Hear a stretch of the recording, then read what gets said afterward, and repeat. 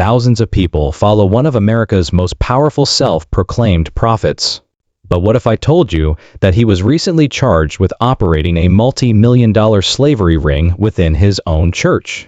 According to the FBI, David E. Taylor, who was formerly revered as a supernatural messenger, has been taken into custody in relation to a $50 million church scandal that reportedly led to the exploitation, abuse, and control of weaker followers.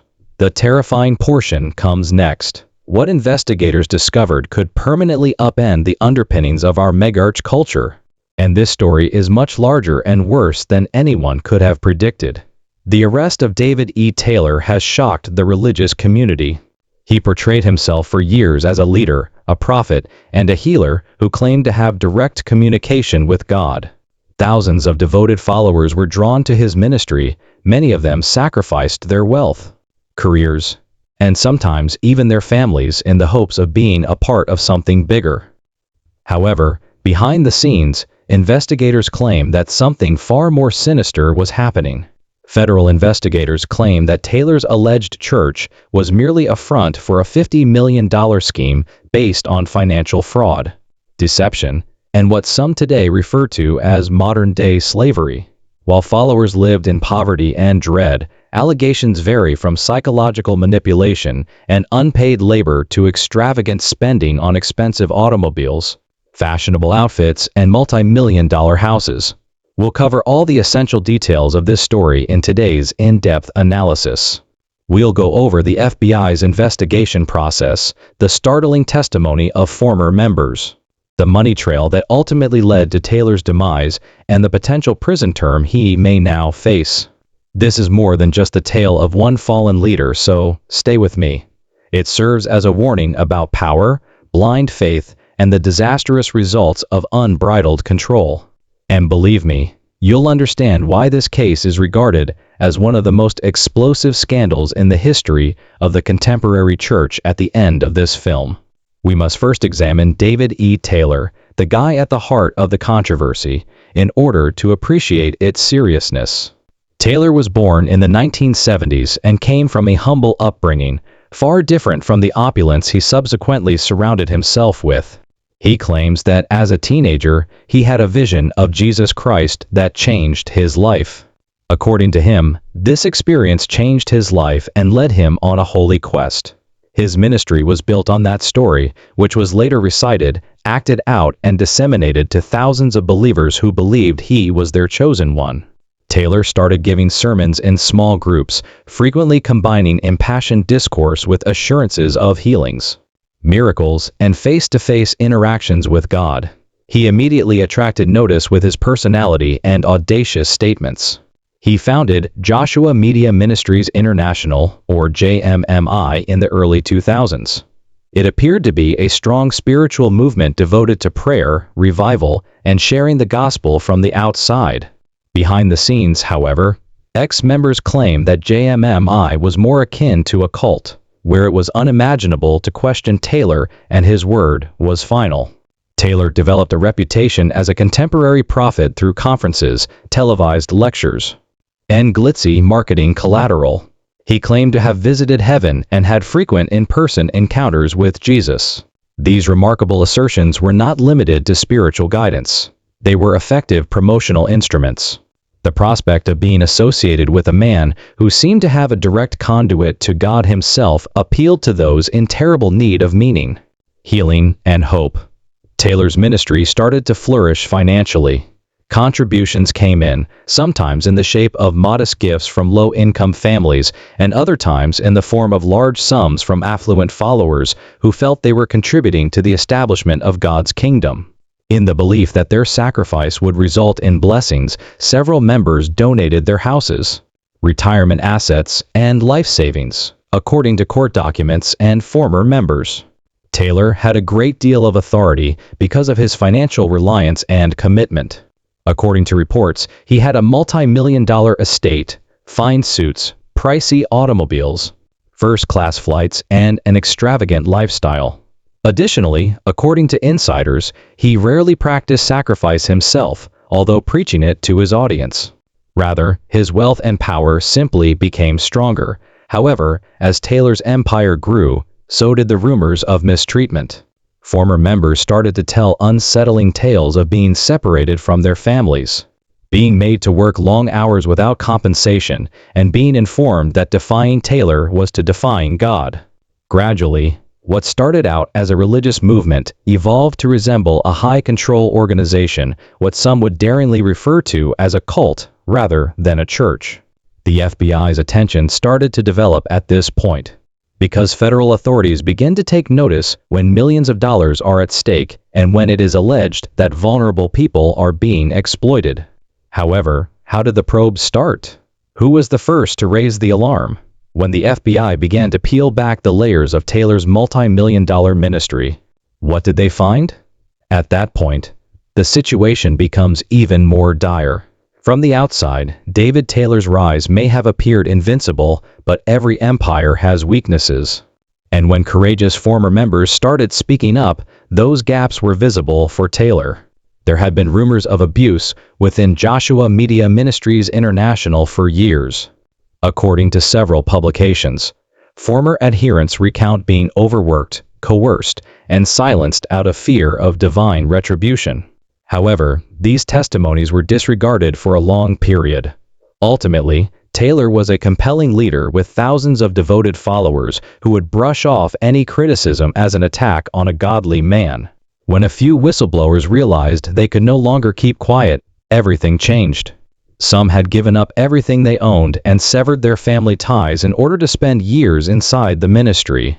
They left with financial wounds in addition to emotional and spiritual ones. They asserted that they had lost their money, their autonomy, and even their feeling of value. According to one former member's testimony, she was made to work 16-hour days without compensation cleaning, cooking, and even performing manual labor for Taylor's properties. Another said she was taught that holding money for herself was a sign of disobedience to God and that she was under pressure to turn over her bank accounts. The picture created by these accusations was one of horror. On the surface, the ministry appeared to be holy, but in reality, it was more like to contemporary slavery. Journalists, lawyers, and ultimately federal investigators heard these accounts eventually. The FBI secretly started keeping an eye on Taylor's group. They began compiling a case, interviewing former members, and monitoring financial data. The discoveries they made were astounding. Court documents claim that the ministry was functioning as a $50 million fraud and manipulation-fueled business. It has been stated that donations intended for God's work were diverted to extravagant real estate, expensive trips, luxury shopping, luxury cars, and fashionable clothes. According to former members, Taylor even paid for spa treatments, cosmetic surgery, and other personal indulgences with ministry finances. The most startling revelation, though, may have been how the ministry supposedly managed its employees. Investigators claim that because followers believed that outsiders were adversaries attempting to divert them from God's plan, they were under pressure to sever their links with their families. There was unwavering devotion to Taylor throughout the ministry. Dissidents faced humiliation, disgrace, and occasionally the possibility of eternal damnation. Subsequently, the FBI characterized it as a psychological captivity system in which victims felt compelled to comply. Another concerning element came to light throughout the examination. It's possible that not all of the purported donations were given voluntarily. Investigators believe that members were cheated, forced, or tricked into giving up their assets. While Taylor and his inner circle lived like royalty, vulnerable people who already had little money were sometimes left penniless. However, the revelation of financial information marked a sea change.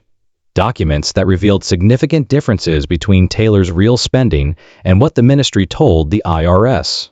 These documents provided investigators with the evidence they required to take action. The FBI was ready to step in after months of financial audits, interviews, and monitoring.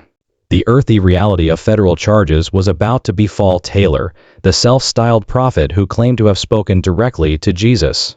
When the arrest did occur, it was not just startling, but also momentous.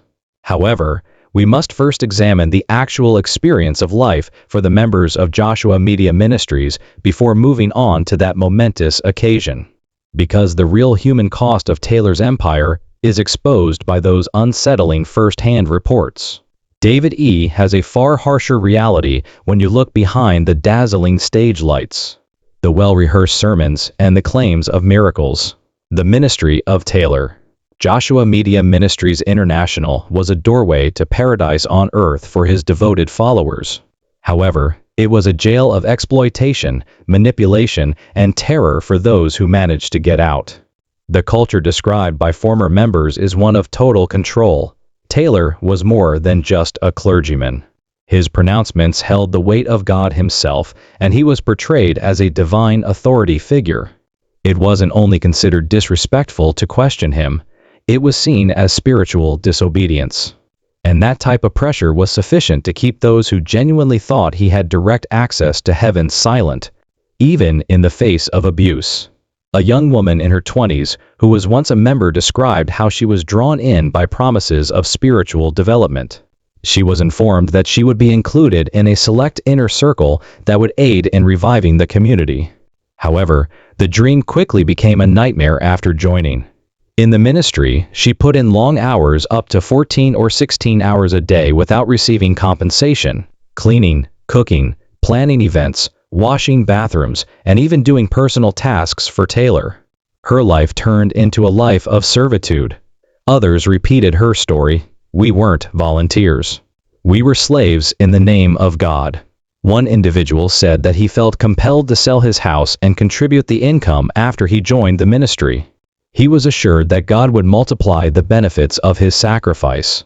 A few years later, he was abandoned, homeless, and broke. Taylor displayed expensive automobiles and residences that were bought with church funds. But the manipulation went beyond money. Family ties were purposefully broken off. In order to divert followers from their holy duty, followers were persuaded that parents, siblings, and children were all demonic influences. After their children joined Taylor's ministry, some parents claimed they lost all communication with them for years. One mother sobbed as she related how her daughter would not talk to her, saying that God, via Taylor, had told her to break off contact. There was a lot of psychological pressure. Those who questioned Taylor or didn't live up to expectations were publicly humiliated during public shame sessions. According to former members. According to some, they were warned that disobedience would condemn them to hell. According to others, Taylor forewarned them that if they left the ministry, they would no longer be protected by God and would be vulnerable to death, illness, and curses. In the meantime, Taylor's private life contrasted sharply with his supporters' misery. According to insiders, he enjoyed expensive cars, expensive vacations, and stylish clothes that cost thousands of dollars. They said that Taylor benefited from sumptuous meals and even had servants waiting on him round the clock, while many members lived in small, dilapidated quarters. However, the use of optimism as a weapon was arguably the most horrifying aspect of the testimonials. Desperation drove many followers to join JMM. They were broken, ill, bereaved, or looking for purpose in life. They were promised miracles by Taylor. He asserted that he could ensure eternal life, eradicate poverty, and heal cancer. These promises were seductive to those who were at their lowest. However, many ended up with shattered spirits, broken families, and broken wallets rather than healing. A terrible picture of life at JMI was depicted by these accounts. What ought to have been a center of fellowship and faith turned into a system of exploitation where disobedience was penalized. Sacrifice was taken advantage of, and loyalty was required. After hearing these accounts, detectives came to the conclusion that there was more going on here than a few financial errors or poor management. This was widespread misuse that cost millions of dollars and lasted for years.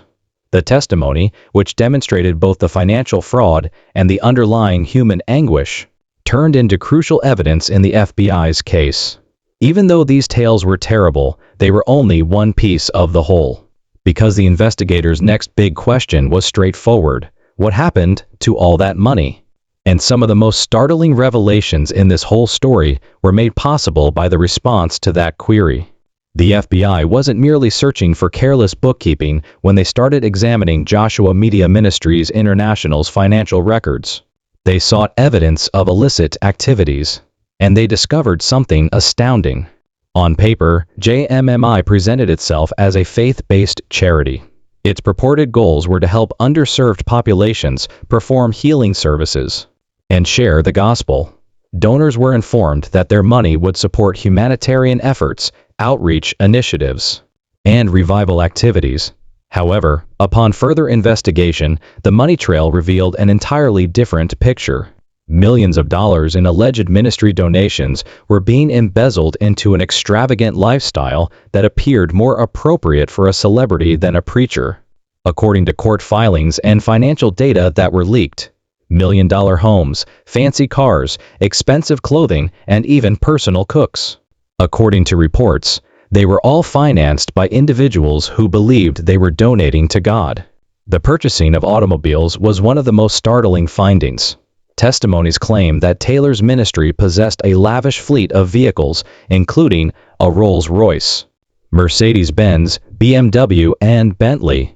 These weren't your average ministry vehicles for outreach or travel. They were prestige symbols, the sort of vehicles you might find parked outside a mansion in Hollywood rather than a Christian nonprofit's headquarters. The expenditure continued after then. Investigators found that Taylor controlled a number of real estate properties, including opulent residences worth millions of dollars. While Taylor lived in luxury with personal staff, one former member recounted being forced to live in a small, congested house with other volunteers. While funders were informed that the ministry was having difficulty meeting basic demands, several buildings reportedly included private theaters, swimming pools, and sophisticated security systems. Another significant expense was designer apparel. According to court documents, Taylor was partial to expensive accessories, designer shoes, and clothes that were custom-tailored. According to sources, he spent tens of thousands of dollars a year on his wardrobe alone, even though he preached about humility from the pulpit. The alleged misappropriation of monies for personal indulgences, however, was possibly the most egregious discovery. According to testimony from former members, Taylor benefited from lavish dining excursions, spa treatments, and cosmetic upgrades that were billed to the ministry. One whistleblower reported seeing invoices for thousands of dollars worth of restaurant meals, frequently served with pricey wine bottles. These disclosures were a sharp contrast to Taylor's reputation as a holy and selfless guy. Additionally, the FBI discovered questionable trends in cross-border transactions. Significant amounts of money were transferred between accounts, some of which were offshore, which raised suspicions of possible money laundering and tax evasion. Investigators found differences between Taylor's actual lifestyle and what JMMY claimed to the IRS as nonprofit spending. It appeared to federal officials to be more of a shell corporation intended to transfer tax-free contributions into private riches than a true ministry. This went beyond simple carelessness with money. The scale of the deception was enormous. Furthermore, the victims weren't anonymous investors or taxpayers. They were regular folks. Young individuals, pensioners, single mothers, and struggling families who gave up their savings in the hope of contributing to God's kingdom. An elderly woman gave a devastating testimonial in which she acknowledged that she handed away her retirement fund because she believed Taylor's assurances of divine blessing would take care of her. Rather, she became insolvent and had to depend on family members to make ends meet. In the meantime, Taylor was seen grinning as though nothing was amiss as she got out of a fancy automobile while sporting a fashionable suit. It was damning evidence for investigators. The $50 million financial trail demonstrated how faith was used as a weapon to raise money and revealed a pattern of systematic exploitation. Each money used to finance Taylor's indulgences was a betrayal of trust, a breach of commitment, and a victim abandoned. This is where it becomes even more startling, though. Investigators discovered further troubling charges as they attempted to solve the financial conundrum. Allegations that some of the ministry's unpaid employees were the victims of human trafficking rather than merely fraud. The turning point in this case from a financial scandal to a full-fledged federal criminal probe was that disclosure. The picture was obvious by the time the FBI concluded their investigation. The ministry of David E. Taylor was more than merely a place of worship. It was an exploitative home. Federal officials believed they had enough evidence to take action when former followers accused them of living in slavery-like conditions. Testimony of abuse increased, and millions of money went missing. The impact of the arrest was thundering, although the actual arrest was calm. Federal authorities approached one of Taylor's opulent homes early one morning. Black SUVs were seen pulling up, according to the neighbors. The image of Taylor being brought out in handcuffs and the presence of agents wearing FBI-branded jackets. He had portrayed himself for years as an untouchable, God-selected guy above all earthly power. In a cruel irony, he was now but another defendant in a long line of religious leaders who were charged with praying for their own followers. The arrest's news spread like wildfire. The tale made headlines all around the country. David E. Taylor, a cult leader, was arrested in a $50 million fraud and slavery case. It was a devastating shock to his followers. Some argued that it was a demonic attack on God's chosen servant and refused to believe it. For survivors, however, it was a long-awaited moment of justice and vindication. The charges were detailed in court filings: conspiracy, labor trafficking, tax evasion, and wire fraud. Taylor was portrayed by prosecutors as the architect of a multi-decade-long plot that used faith as a weapon to manipulate and take advantage of the weak. If found guilty, he might be imprisoned for decades or even the remainder of his life. But it was not only the criminal element that was most noticeable, but also the symbolic one. Taylor presented himself as a direct messenger of God and claimed to have met Jesus in person for years. He had avoided it all his career, but now he had to deal with it. Responsibility. Just a courtroom, a judge, and the evidence against him. No visions, no heavenly interventions. Broader concerns over the culture of megarchas and celebrity preachers were also raised after the arrest. How many more were out there taking advantage of their followers while hiding under the guise of religion? How could there have been no accountability for this for so long? Above all, how can we prevent susceptible individuals from re-entering the same traps? There is more to David E. Taylor's narrative than the demise of a contentious religious figure. It serves as a warning on the perils of unbridled authority, gullibility, and the disastrous results of manipulation. Fundamentally, it concerns people, regular men and women who trusted a person they thought was a prophet only to be exploited, deceived, and cast aside. There is more to the FBI's case against Taylor than money. For those who were silenced, for families shattered, and for lives irrevocably altered. It is about justice. Furthermore, this case serves as a reminder that everyone is subject to the law, even self-styled prophets. What do you think then? Did David E. Taylor just pose as a Christian fraudster? Or do you think this narrative is more complicated than it first appears? Leave a comment below with your opinions. I'd want to hear your viewpoint. Please remember to like this video, subscribe for more in-depth stories, and share it with others if you found this in-depth analysis eye-opening. This will help the truth get out there, because history gets more difficult to repeat the more people are aware of examples like these.